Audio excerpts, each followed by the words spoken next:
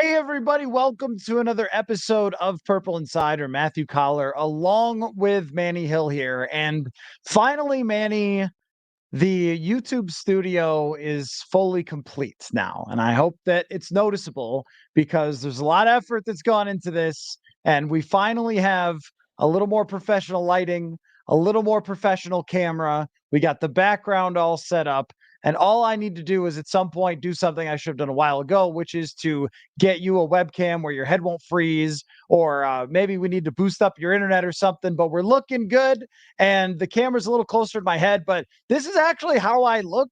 Sometimes I watch back the YouTube videos. I'm like, I look weird, man. I look like I am very pale. I live in Minnesota, but I'm not that pale, am I? So we've put some effort into it. I went to a small business, which everybody should try to support.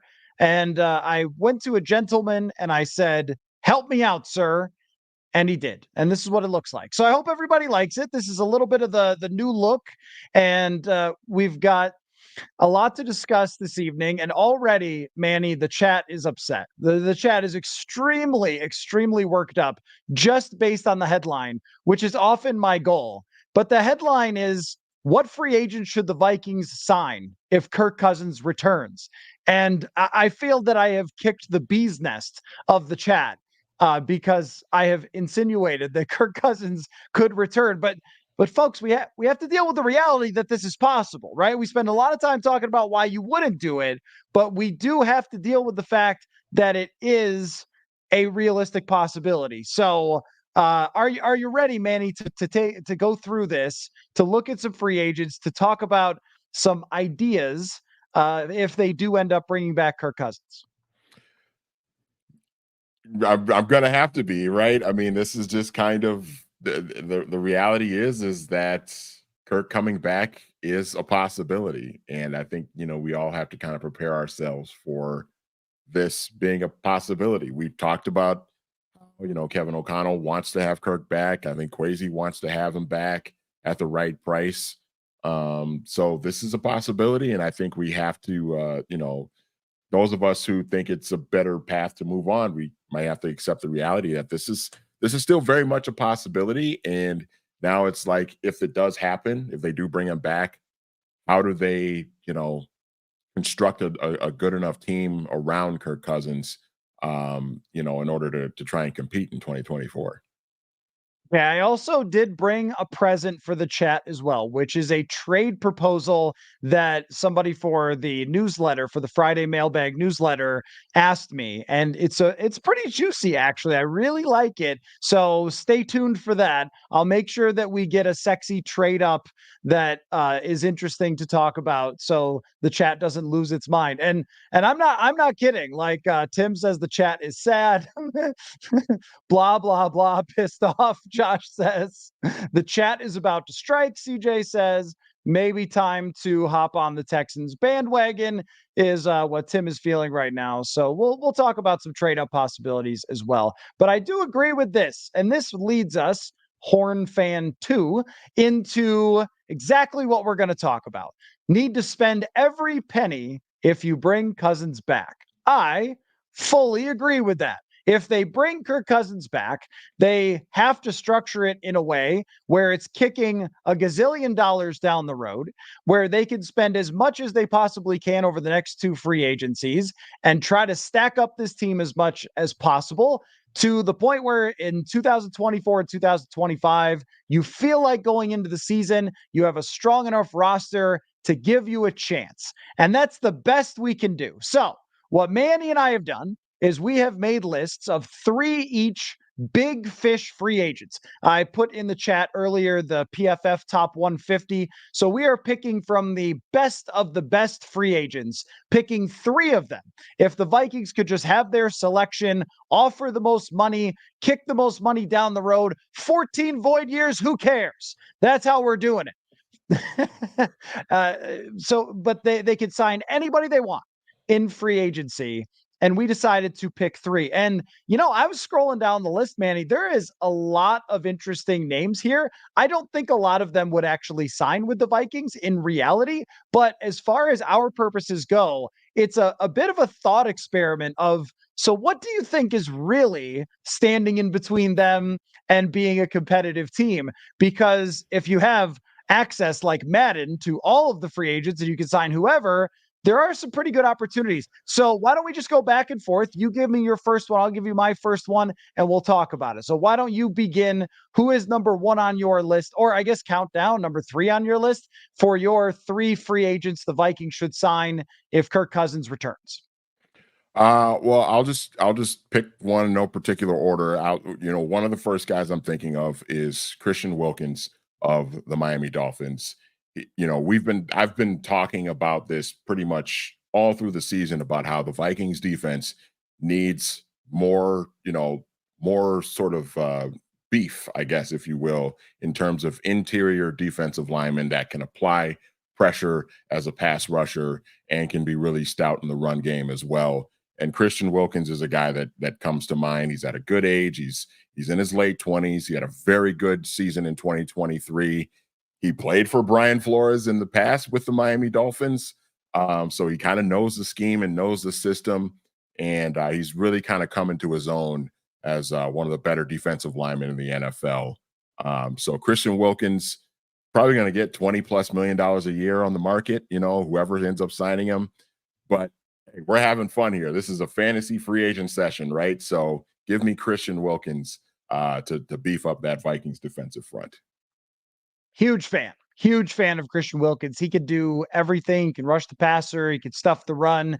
He is an impact player in the middle, which they have not had in a very long time. We have spent a lot of space on the show complaining about how they have not had that guy. And even when it was Sheldon Richardson, it was kind of hard to figure, like, did he really live up to what they thought he was going to be in 2018, because he had a couple of monster games, but wasn't a game in and game out guy. He was kind of like one of those edge rushers. Mario Williams used to be this way, where he would get 3 sacks in a week and then 4 straight weeks of kind of nothing and then 3 sacks. And then I thought that Sheldon Richardson was that way.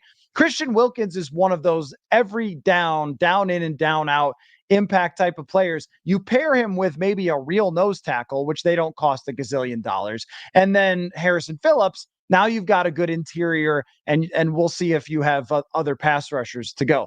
Now this is where I took a little bit of a different route. Now I'm trying to be mildly realistic that like the number 1 wide receiver on the list would not come to the Minnesota Vikings. So it would probably not be T. Higgins. It would probably not be Mike Evans, even in a fantasy type of situation. But I am picking a wide receiver. And let me tell you why.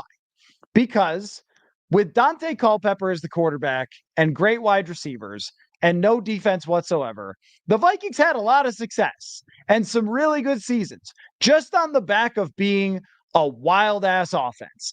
And the Detroit Lions were in the NFC Championship with the lead. And look, if that's where we get, then it's a success. Okay. With the lead in the third quarter, with one of the most mediocre to poor defenses in the league. They just were able to create some pressures with Aiden Hutchinson. They were able to do just enough, but they really couldn't cover anybody all year long. They couldn't cover Justin Jefferson or Jordan Addison when they were playing the Vikings. They won those games. Why? Because they had an awesome offense. Offense is still always going to win. Who's in the Super Bowl? Top offense in the league, San Francisco, and the GOAT quarterback. Every year it's like that. Last year, Philadelphia, what did they have? Elite offense. Every year it's like that. So I'm signing Michael Pittman Jr. from the Indianapolis Colts. And I'm saying, Kirk, we know you're not running anywhere. So throw it to all these open wide receivers, pay Michael Pittman whatever it wants or whatever he wants. And we're going to try to go 3 deep action.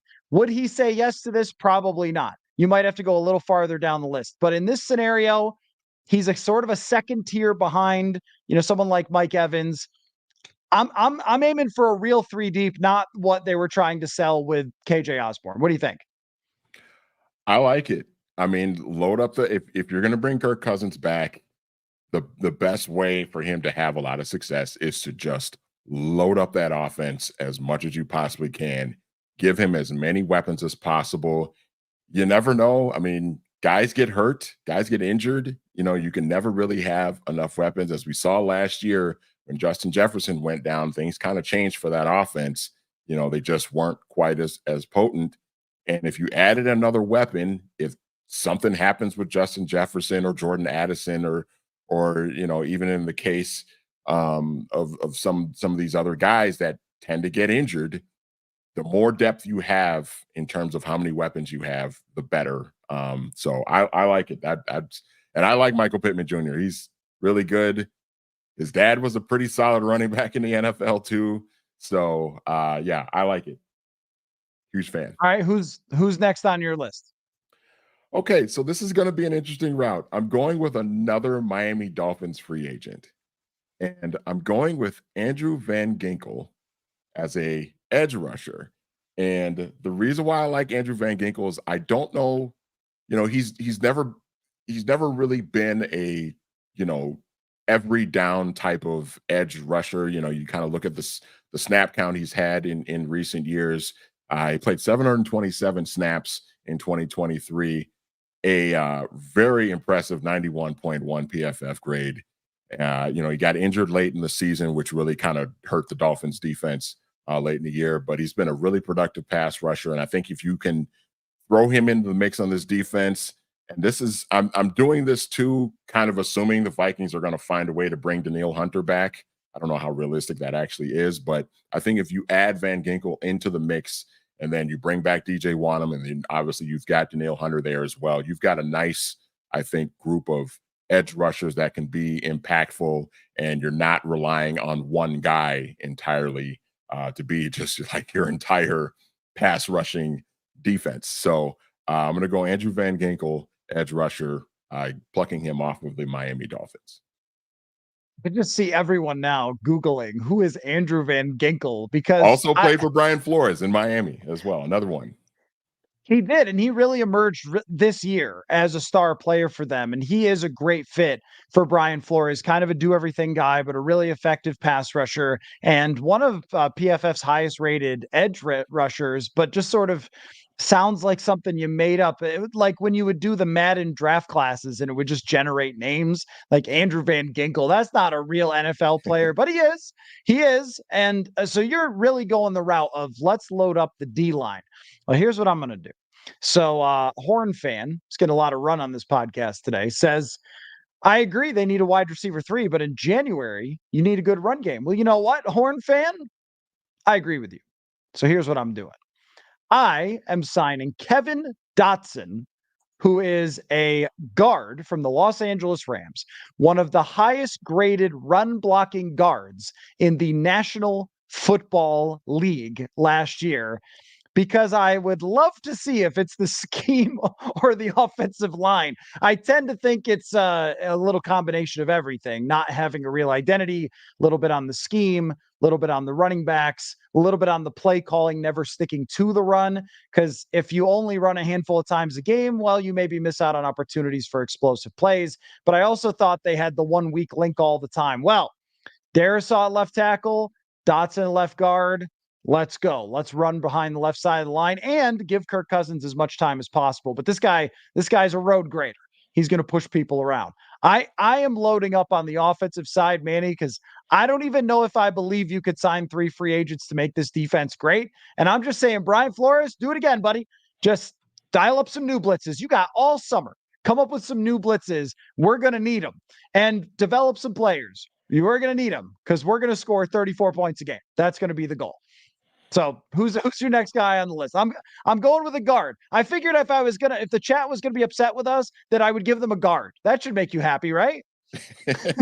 Yes, because from what we've seen from the Vikings fan base, really since I don't know, probably even before you got to Minnesota in 2016, it's always been like, sign a guard. This offensive line is terrible. Sign a guard. Please sign a guard. So yeah, I like it a lot. You are loading up on offense. I'm loading up on defense, man. I'm going right back on the defensive side for my third guy. And I'm going big. This is a guy who has really, emerged as a really good player in the last couple of years on one of the best defenses in the NFL. in 2023. I'm going with L'Jarius Sneed, cornerback from the Kansas City Chiefs. Had a very nice season, and he's at a pretty good age. He's kind of mid to late 20s. Was really a big part of the success of a Chiefs defense that at times this year had to kind of carry that team because of the struggles that they were having on offense. I mean, Patrick Mahomes is still Patrick Mahomes, but the Chiefs had some issues on the offensive side, and they had to really rely on their defense to really kind of help them kind of keep things together this season. And L'Jarius Sneed was a big part of that. So I'm going with him just to add some corners, just because the Vikings have some young corners that are promising, but I'm just worried that none of them are really going to reach the potential that they may have.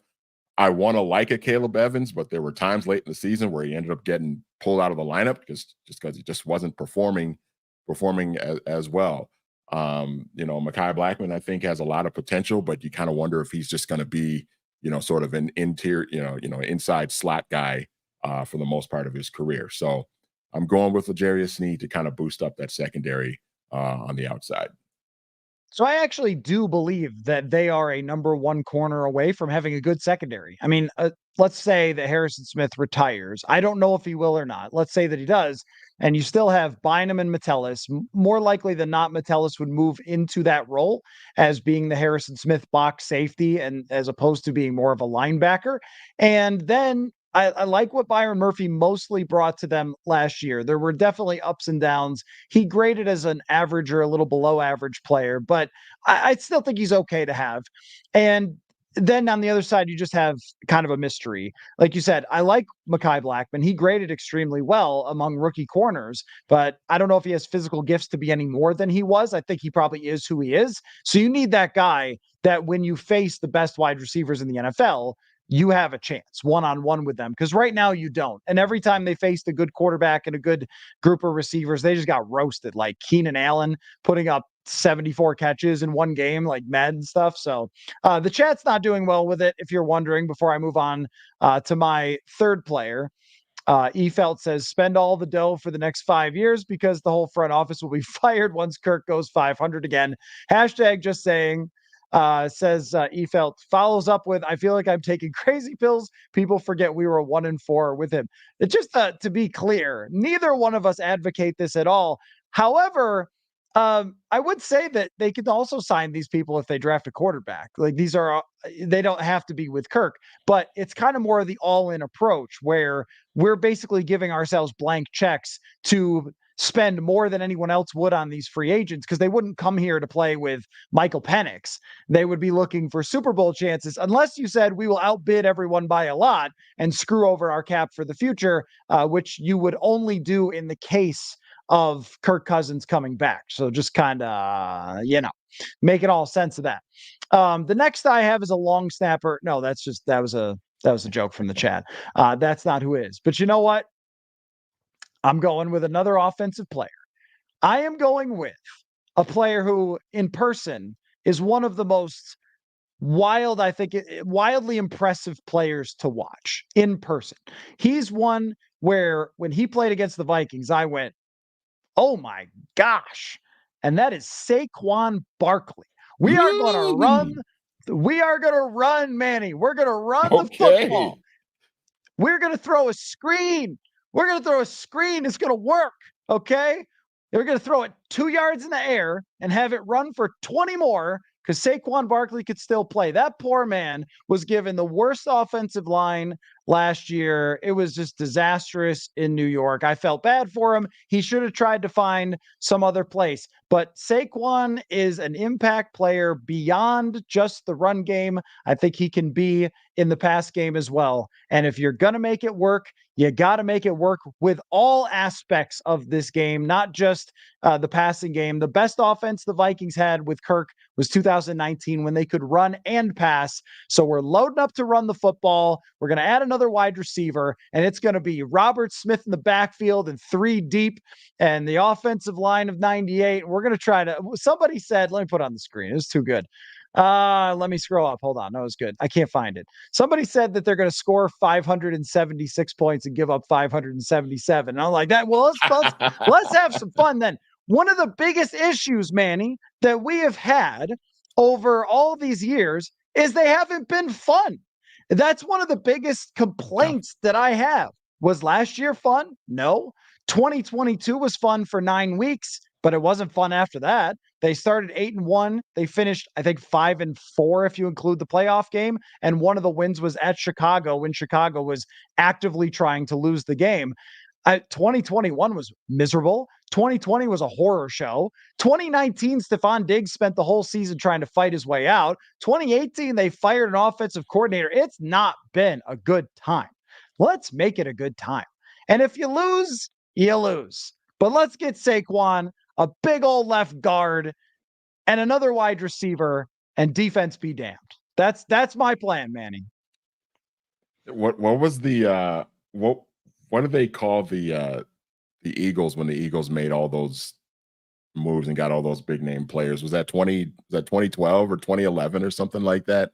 They went and got like Nnamdi Asomugha and like, you know, all those guys. Did they call it like the dream? Somebody called it like the dream team or something like that, right? Yeah, that's Yes, kind of what it was the dream team. yeah, that's kind of what it feels like. I mean, I am the number one guy that, you know, pounds my fist on the table and says you don't pay running backs, don't pay running backs. I will say though, I do love me some Saquon Barkley, man. That guy is incredibly fun to watch. He really is a terrific player. He just unfortunately plays a position that the shelf life of productivity is just so much shorter than a lot of other skill positions in the NFL. But I mean, I'd take him on like a 2-year contract.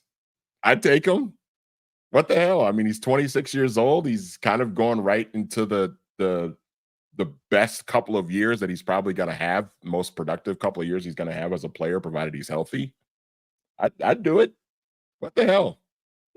What the hell is the point, right? It's like the whole point is there's no reason to live. So just try something in free agency. If they bring him back, none of us believe that they can actually go somewhere. So you would have to make a bad bet and it would have to work out for you. It is a bad bet to pay Saquon Barkley a ton of money to come here. However, if he is the version from last year with the Giants or 2022 with the Giants, where he was basically their whole offense and Daniel Jones running read option. Oh yes, CJ, we have gone full nihilism. That's what happens. That's what happens. If they bring back Kirk, this is going to be my attitude. There is no reason to believe in this team. So let's have a good time.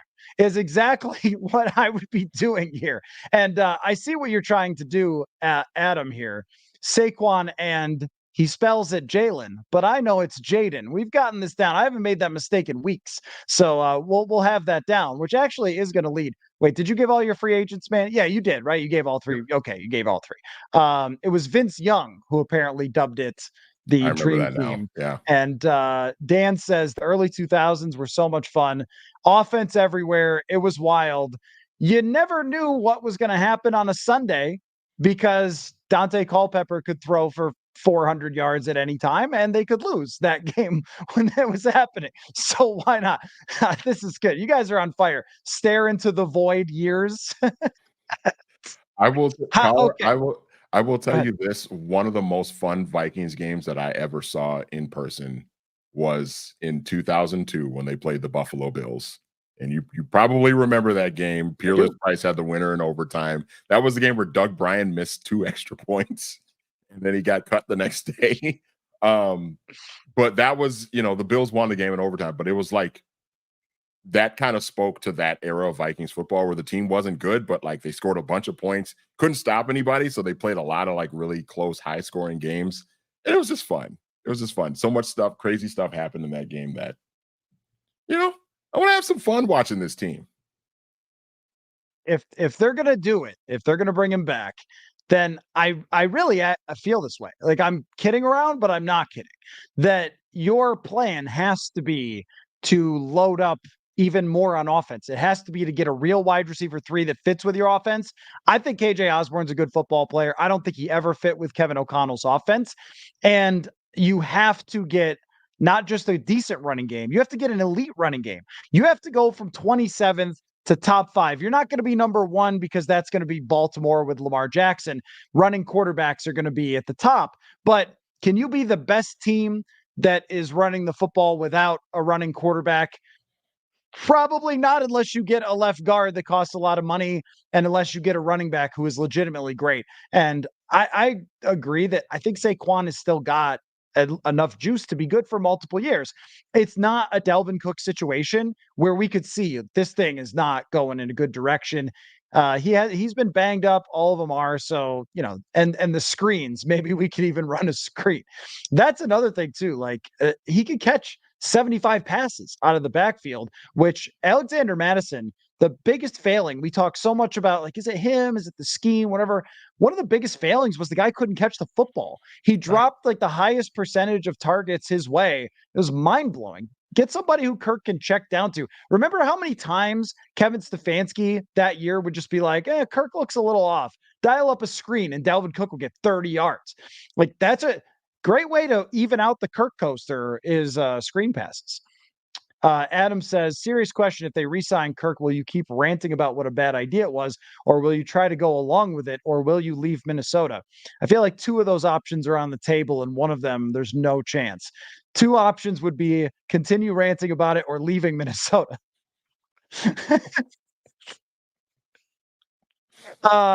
You know what? I like the traffic here way too much to leave, and the weather. Beautiful in January, or in February, as I've always said. I've always said that on February 1st is the greatest weather you can get in Minnesota. No, truly, here's what I'll do. I will continue to go back to that decision and reevaluate it at every turn and continue to say, I don't think it's going to work. And if it does, then I'll say, great for you guys, it worked. Just like with the Rams. I didn't think that was going to work with Stafford, and it did, and good for Rams fans. You don't have to ever apologize for it. That flag flies forever. Congratulations. It worked. It shouldn't have, but it did. And so good for you. If they end up having it work, then we'll give them credit and say, look, it worked. It was kind of against the numbers or whatever, but it worked.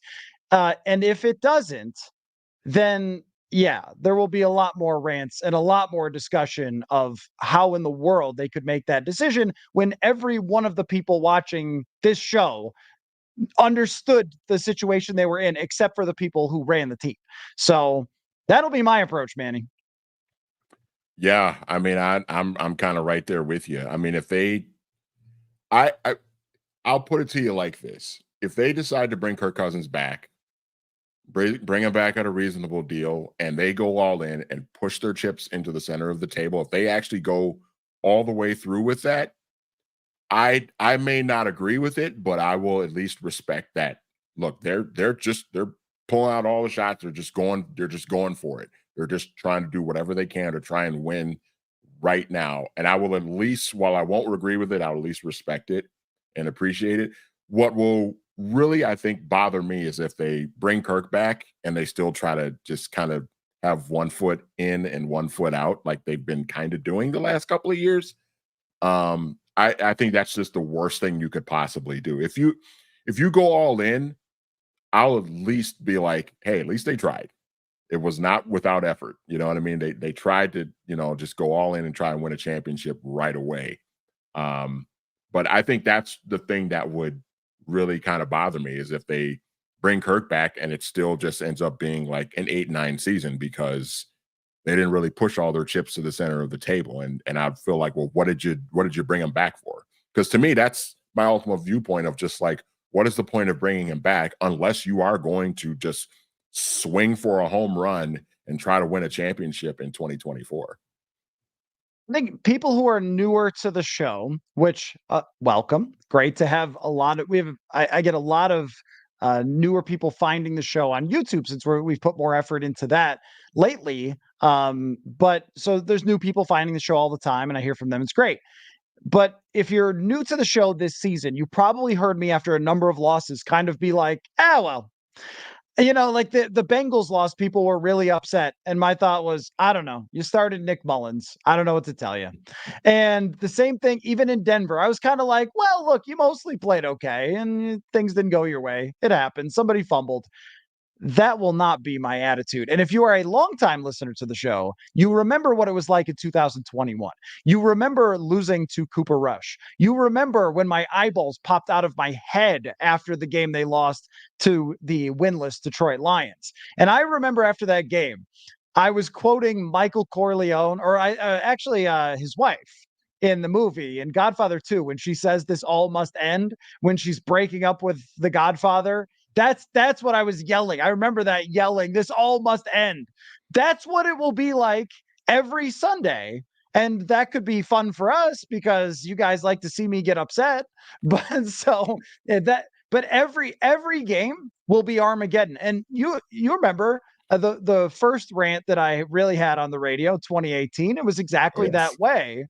The code words rant, which people still reference. And every year in training camp, Judd Zulgad will ask a question with the word code words in it, just for me. He'll ask somebody, a quarterback, a coach, just for me, because Judd's the best. But but what was that rant about? That rant was about Kirk Cousins saying, hey, next year will be better. It's okay or whatever. And I was like, it's not okay. Like, this is what you went all in for. That's what it will be like if they come back or with Kirk. And the day that they sign him, I will say what we've been saying. This is not logical, doesn't make a lot of sense. And I think you've doomed yourself. However, let's try to figure it out. And that's what I was trying to do here, because there's been a lot of kind of, Kevin Seifert put it out there of like, would it, a 2-year, $85 million deal, that kind of thing and all that. And so I wanted to have a little fun with it with free agency and kind of talk about like, so what would they do? What should they do? What would our plans be? And that's what it is. Let me give you now, since all of you have waited patiently through the idea of Kirk coming back, and I appreciate that. Now let me give you this. Look at it. Some people know. Some people know. Some people have been around for a long time. Listen to the show. Dan says final 2018 game rant you had was legendary. I smacked the glass. You were producing. Courtney was co-hosting. Yeah. But what I found out later was that a lot of people agreed with the way Kirk had come across, and I don't mean fans. So I'm just saying, I can't really say, but I'll just say that a lot of people agreed. They wouldn't have said it the way I said it, but they agreed that press conference did not go the way it should have. Anyway, let me give you this trade proposal. Okay. Number 11, 2025 first round pick, and Christian Darrisaw for the number 3 overall selection to take Jaden Daniels. Would you trade 11 first round pick for next year, 2025, and Christian Darrisaw, the great left tackle, to get Jaden Daniels, number 3 overall? What do you think? Take your time.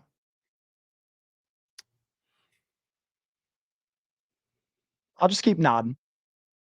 For people listening audio, that's all I'm doing. You didn't lose the feed. I'm just nodding. Oh boy.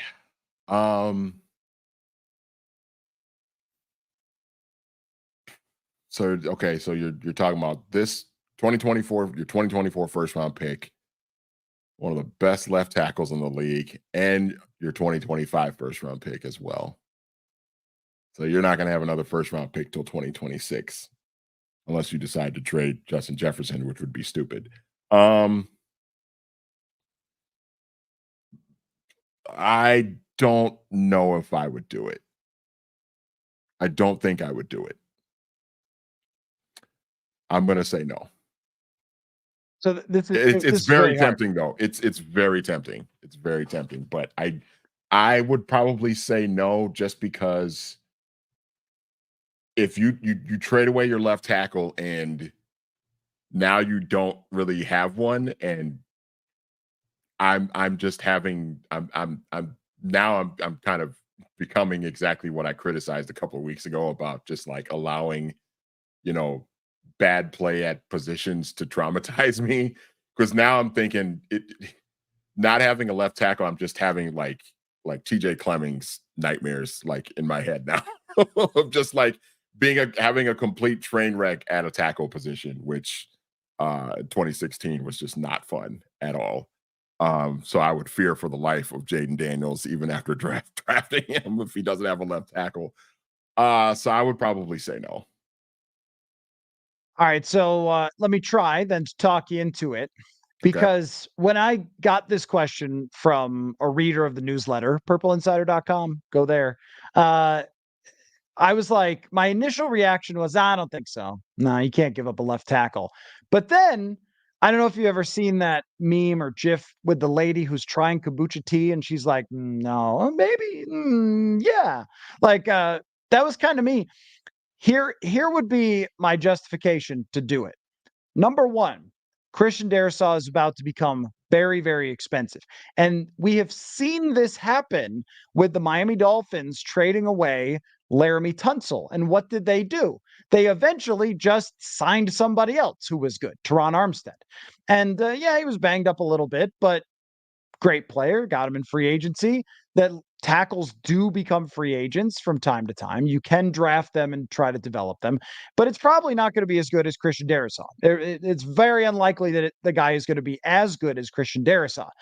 But how good do we have to be to make this work? Does it have to be the best, or can it just be good enough because your quarterback is an incredible running quarterback?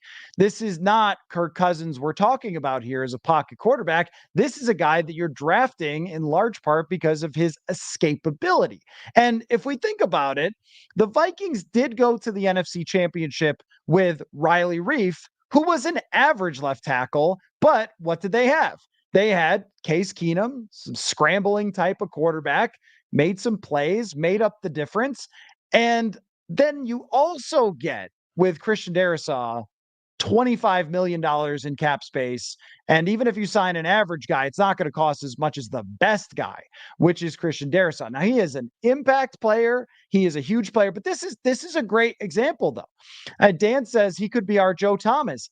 How many playoff games did Joe Thomas play in? That just shows you the difference. They had the best left tackle of the generation. Joe Thomas himself would tell you the reason they never made the playoffs is because they were trying to play Ken Dorsey, a quarterback. Like this matters.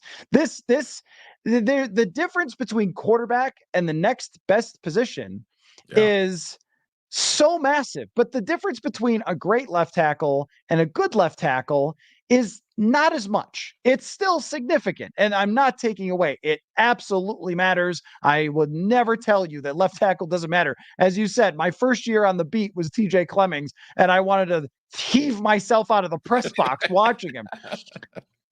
But you draft Daniels because he's such an impact player with his legs that you can work around someone else there. And I think I would probably do it. There's just more left tackles than there are quarterbacks, and it's worth so much more. Did I talk you into it? You know what? Yeah, you did. And you want to know why? While you were talking, I went and started looking at free agent tackles. And you know what?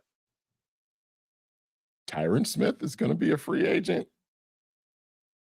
He's not as good as he was, maybe 5-6 years ago when he was probably the best left tackle in the league, but he's still pretty good. You can keep him healthy, and Christian Darrisaw, for as great as he is, does have a tendency to be banged up here and there. And he finished the season not quite as healthy as you want him to be. So I think you've convinced me. You can go and get a guy like a Tyron Smith or a Trent Brown or something like that in free agency. Like, I think you've convinced me. Here's another point to this too. Jaden Daniels is going to be your quarterback for a long time. he's going to have a long rookie quarterback contract. You are going to have time to draft other players, to sign other players. Guys will come up, trade for other players to build the roster around him. You are really not in a position to win right away with him anyway. When we look at the roster, you're in a position to be interesting with him and to have him maybe have a good, exciting rookie year, and we can all have a lot of fun. But even CJ Stroud and a budding Texans team was not good enough to go all the way in the playoffs. That takes multiple years to build up your team. So that's great if you want to do that. If you want to, get the rookie contract and build it up. But if you keep Darrisaw and then draft Michael Penix, and it's Daniels who turns out to be great and Penix is not, and the gap between them is huge, and you just did it because Kirk left and you were desperate, that's not really what you want to be doing, right? You want to be able to, and this was what Ben Gessling was talking about when he was doing his radio hit that we quoted and discussed the other day. But what he was talking about is the Vikings want to find their 10-year quarterback. Teams will come and go.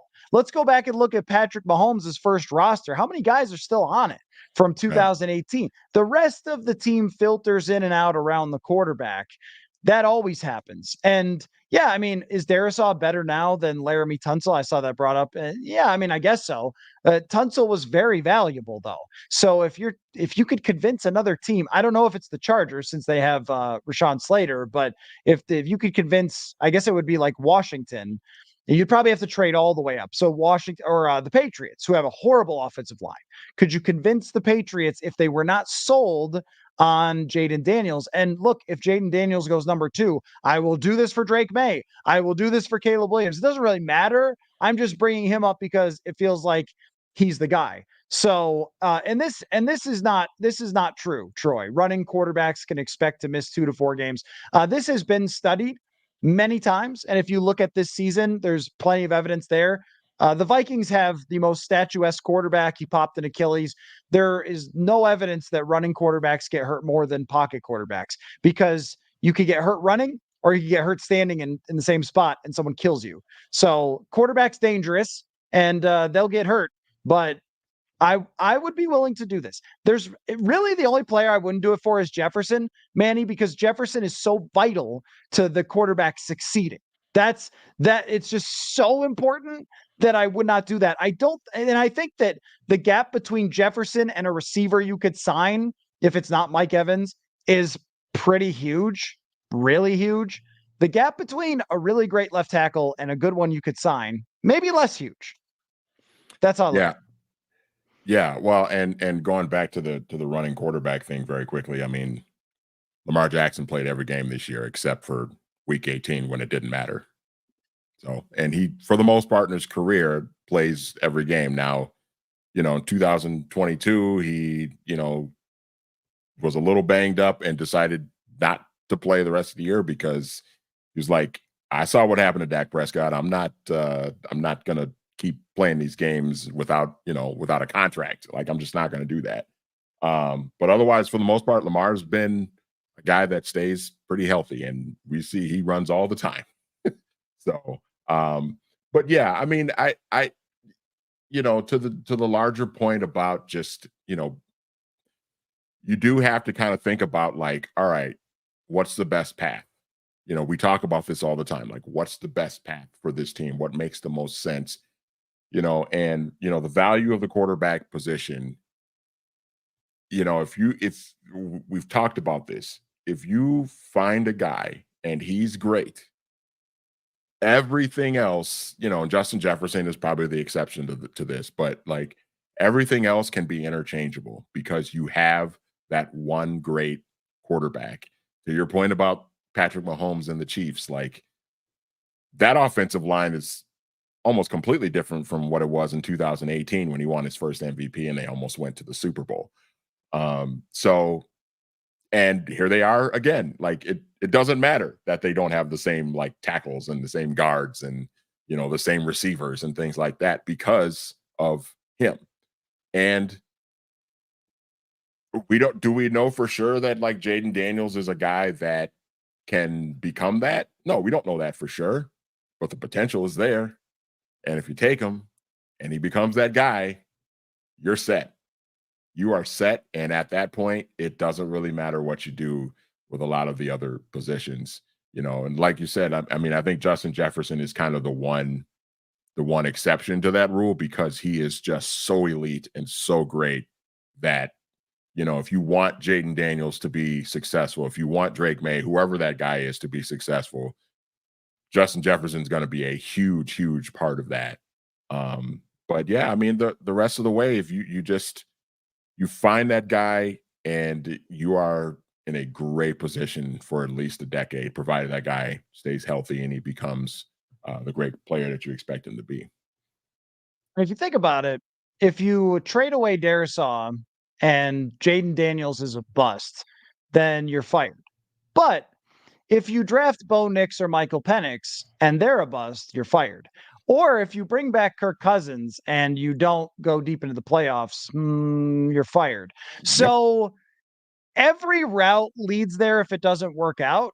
It's all about what's the high end to me. That's how I often think about these things. It's not really the low end because we know the low end in football is always you're fired. And what's the chances that it works out? Well, the chances that a top 3 pick works out, who won the Heisman and graded over 90 passing and rushing by PFF in college, working out versus a guy with 2 ACLs who's 24 years old and just has a big arm to work with in Michael Penix or, a flawed prospect like Bo Nix. It's probably that I don't know if it's massive, but it's there. There is a difference for sure. If a quarterback drops past about 12, the chances of them working out plummet. And there's, of course, exceptions to that, but that's just odds wise. Top 3 quarterbacks have, a history of very high end or very low end. But the high end is they become some of the greatest quarterbacks ever. That's what you're looking for. And even if you don't get it, there's always the Carson Wentz and Jared Goff examples to me. Where it's like, even if the highest end does not happen, and that player, Carson Wentz is a better example because Goff's really good, but Carson Wentz was not good. And yet they were able to trade up and build around him with all the money that they had and still built a team so strong. And look at all the free agents that team signed in 2017. Torrey Smith, Elshon Jeffrey. There was a corner who got interception in the game in the NFC Championship, all sorts of things. So there's, all this opportunity that you have in the coming years to, even if he's just decent, Jalen Hurts is like this. Even if he's just decent, you've got a chance to at least have one shot at it with that guy, which you've had no shots at it so far with Kirk Cousins. Enigma One says, how about draft Penix late and trade Darrisaw for more capital? Remember, Penix is a lefty anyway. I'm not into the idea of trading Christian Darrisaw. I'm not advocating that, only in the case that we are talking about getting Jaden Daniels. So that's the point, is if you draft these quarterbacks, if you drafted Penix, you could still pay these guys because you have the money. Man Juice, you're always so reasonable, Man Juice. The name just makes me uncomfortable. He says, it's a nice allegory for refocusing on what's important. So I guess that brings up, what is the price that's too much for you guys? To me, it's Justin Jefferson is too much, or it's anything beyond 3 firsts. Anything. If you had 3 firsts and a second, now you've gone too far. Like that, then I have nothing to draft people with. I think that's important. Yeah, no, I'm we had, I think it was last week we talked about, you asked me like what is too much, and I said like anything beyond like 3 first round picks is that's just asking a lot, because now you're really diminishing the opportunity to have to even build around, that young quarterback, and now you're not really giving him a lot to work with. Yeah, I mean, I would 3 firsts, I think it's you're giving up a lot, but we've seen teams that have given up 3 firsts and it hasn't worked out for that quarterback. I mean, San Francisco was a 3 firsts that they gave up to move up to get Trey Lance, I think.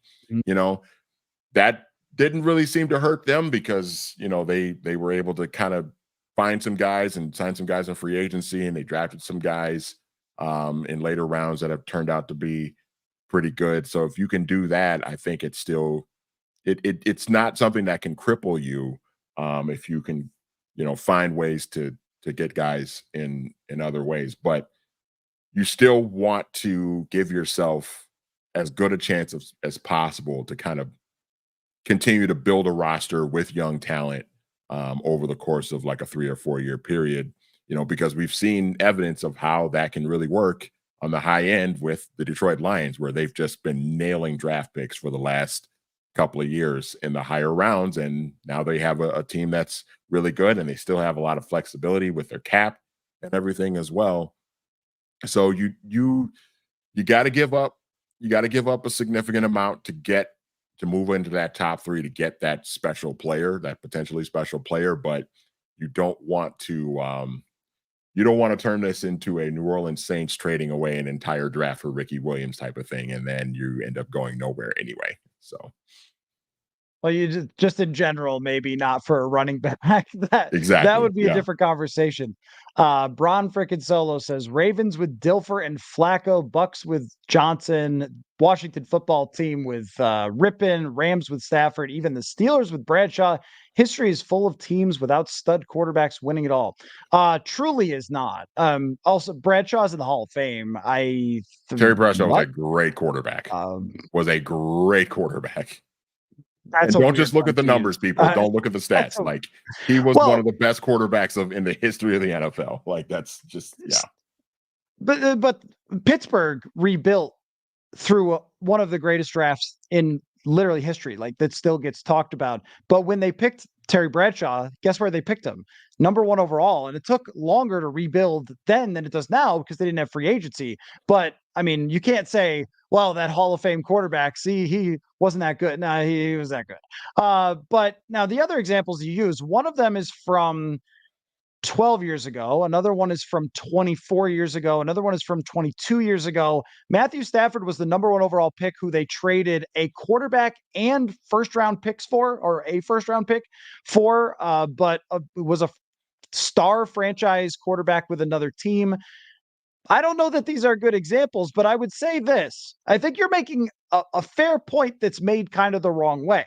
So, look, I mean, Brady and Mahomes have eaten up all the Super Bowls. So if we try to do anything by Super Bowls, it's always wrong. Roethlisberger, Manning, and Brady took all the AFC championships because they were the greatest. And if you get the greatest, you are going to win always. Like, always. The only reason that Josh Allen doesn't win always is that somebody else is 2% better than he is.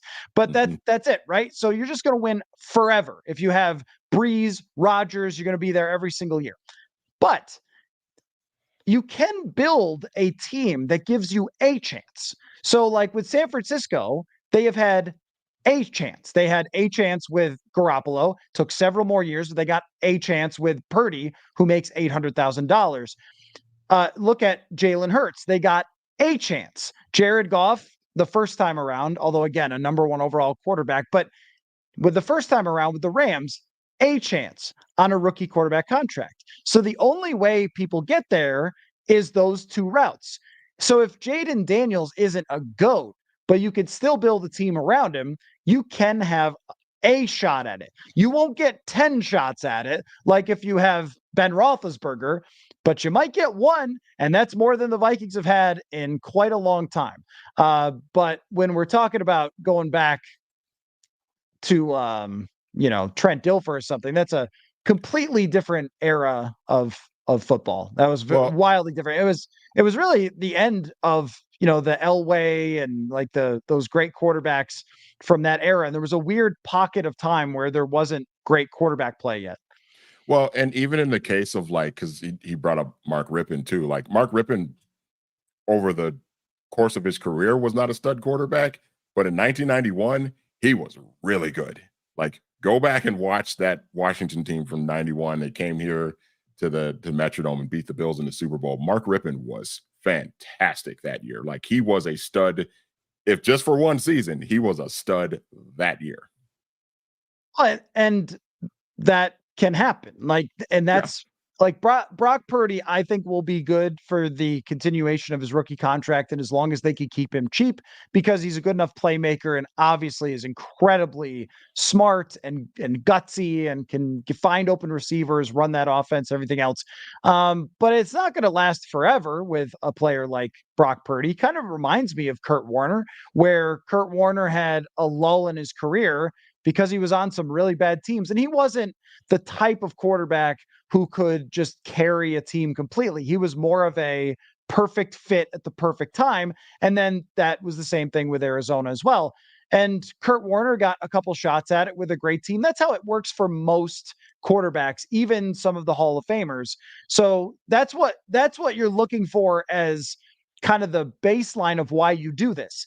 You're hoping that you get Patrick Mahomes. Everyone is hoping that. That's a 1 in 50 draft pick that you make. It's one of the rarest things you'll ever find in the sport is picking that guy. But the second best thing you can get is a shot.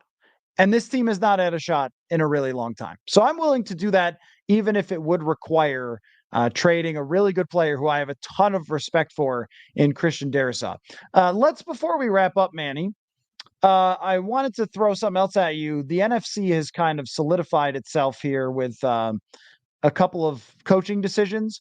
Washington is bringing in Dan Quinn, which I think does not overwhelm anyone, but I like it. In part because I feel it's the same way with Mike McCarthy in Dallas. Now, I know it hasn't worked in the playoffs, but Mike McCarthy in the regular season has been a huge success. Everybody hated it because he was a retread. Retreads often improve on what they did before. So, and also Dan Quinn took a team to the Super Bowl. He's not some weirdo fool or whatever. This guy's done it before, so they're picking someone experienced. And Mike McDonald with Seattle. What is your feeling on those selections for head coaches? I like it. I mean, the Dan Quinn thing, I can see it working. I think that it's probably just going to take a while, and I would hope if you're a Commanders fan, I think you have to just hope that management and ownership are just very patient because that's a roster that has a lot of work to do. But that can be a good thing. Like they're moving kind of into a new era where they've got the new ownership group. They've got a lot of draft capital. They've got some solid pieces on both sides of the ball that can be around for a while.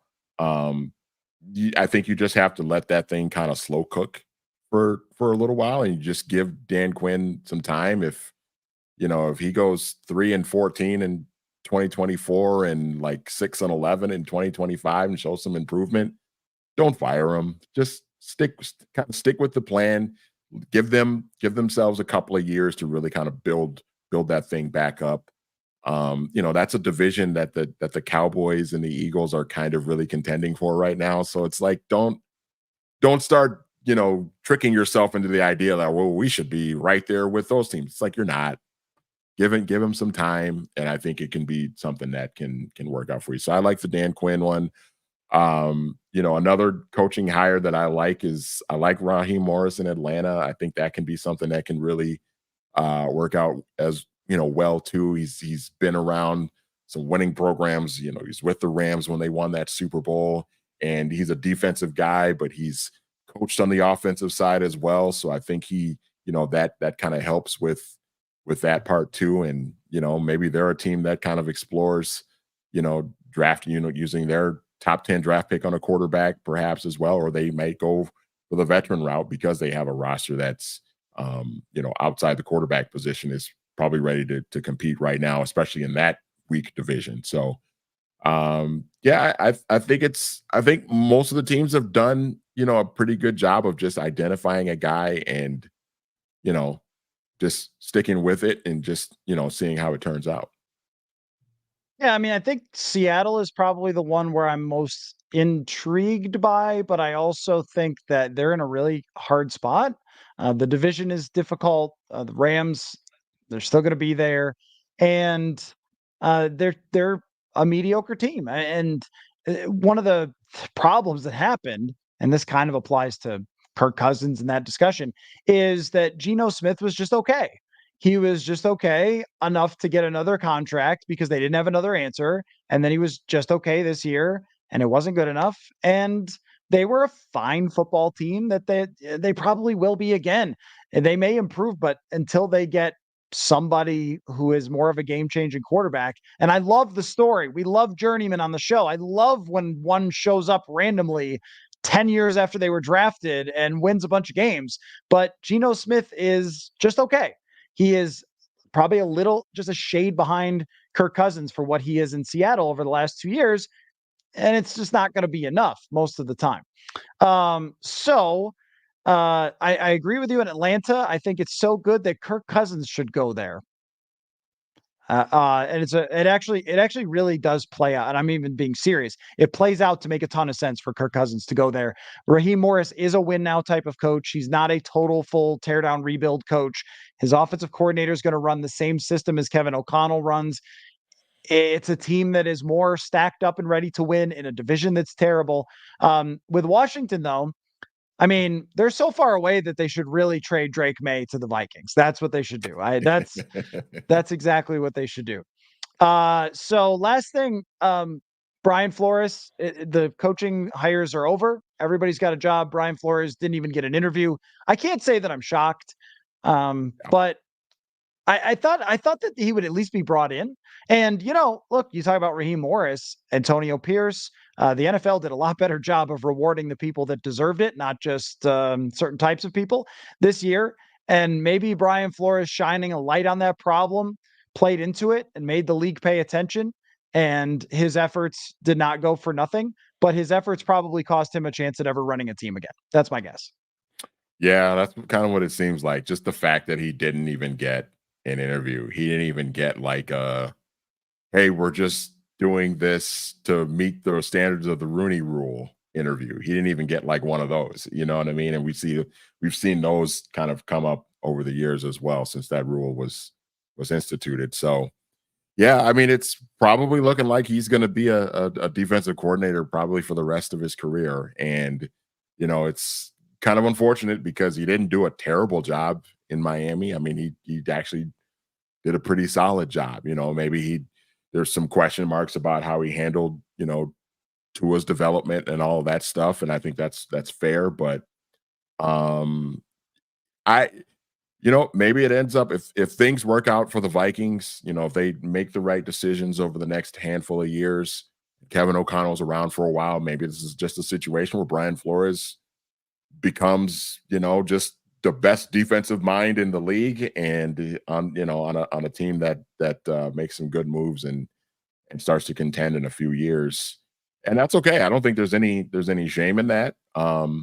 It is just kind of unfortunate the way things have played out for him. But, I think if you're a Vikings fan, you like what he did with the defense last year. I mean, that's at least I think a pretty good sign that he's probably going to be here for a little bit. And I think that can be good for the Vikings organization going forward. Oh, it certainly can because you can figure that he's going to find players. I think this is the biggest thing that I like about him is that he is really good at finding players. And we saw that last year of figuring out what guys do well, developing them. That speaks for the long term and not just for the short term for Brian Flores. He's going to be better to have around than not, for sure, for the Vikings. I think that if there was consideration based on the buzz from turning around the Vikings defense for Brian Flores, it died when Ryan Fitzpatrick trashed him on TV about his handling of Tua. Because the one thing that nobody wants is a head coach who can't handle a young quarterback, because a lot of the teams that are hiring are going to have that. What the Chargers are doing is rare to have a franchise quarterback and change quarterbacks or change coaches. Usually you're in a spot like Washington where you're probably going to draft one, or New England where you're probably going to draft one. So, I think that even if there was going to be thought of bringing him in, it probably ended right there. And I also think he could be like a Raheem Morris, where he got a head coaching job very early and it was rocky. And look, in the NFL, there is, and I appreciate what he did, that he shined light on something that had been going on for a very long time and was unfair, and the opportunities were not fair. And you could look at the success of coordinators and the data and whatever you want to look at, it was not fair. The league was not doing it right, and starting to correct that now. But there is probably some part that even if your owner is a crazy dude, you kind of have to just play the game because there's 30 to 31 owners, no owner for the Packers, 30 to 31 owners who are crazy. And they might want you to do things you don't want to do. How about Wade Phillips? One of the craziest stories of all time. Doug Flutie started an entire season. This is old Matt history. Doug Flutie started an entire season and was really good and got the Bills into the playoffs to the point where they didn't have to play week 17. So they start Rob Johnson. He has an amazing week 17 game that didn't matter at all. And the owner demanded that Wade Phillips start Rob Johnson in the playoffs. And that was the Music City Miracle game. Rob Johnson should have won it. He actually played really well in the second half of that game, led a game-winning drive, should have been a hero. But the point is, that's insane for an owner to just walk down and say, no, you're actually starting the other guy because I like him better. That's crazy. But, it was either quit or do it. So that's what happens. The only people who don't have to answer to a boss is me because I'm my own boss. And it's great, but I don't own a football team. If I did, I'd probably tell the coach what to do.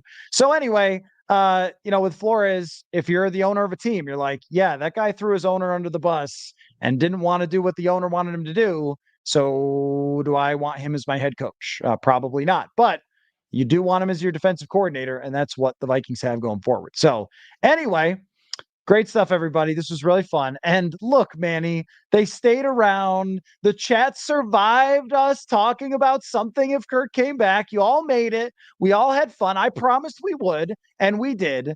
And now we will carry on. So if you guys haven't seen the What Happened to That Guy series on our YouTube page, go check that out. That was plenty of fun. We'll have, and Manny didn't freeze. How about that? So also the Friday mailbag and the newsletter, go check that out as well. And we'll carry on. Oh, and keep an eye out for Saturday, Senior Bowl. We will have a Senior Bowl post-game recap podcast that'll go up on the channel. It's not going to be live on a Saturday, but it'll go up on the channel with Terry Horstman, who was the correspondent down in Mobile, Alabama. So lots to come. And then I'll be out at Radio Row in Vegas for a few days as well. So we'll see you guys out there. Anyway, well, great stuff. Thanks everybody for showing up and playing along. Thanks, Manny, as always. And next week, we will be all sorts of Super Bowling next week. Manny, I'm looking forward to it. I'm excited. As am I. All right. We'll catch you all later. Football.